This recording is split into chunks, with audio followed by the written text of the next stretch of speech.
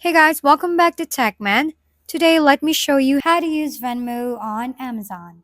Hey everyone, in today's video, I'll show you how to use Venmo to pay on Amazon. First, open Amazon.com and log into your account. To use Venmo as a payment method, you will need a loaded Venmo card or account ready for purchases. Once you've shopped and are ready to check out, click on Cart in the top right corner and proceed to checkout. Scroll down to the Other Payment Methods section where you should see the Venmo option. Click on it to connect your Amazon account to your Venmo account. If you don't see Venmo listed, simply add your Venmo debit card manually by selecting Add a credit or debit card, entering your card details, and clicking Add your card. Once that's done, your Amazon account is successfully linked to Venmo and you can now enjoy seamless payments.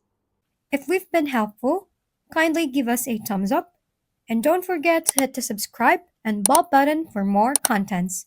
For any questions and suggestions, comment down below.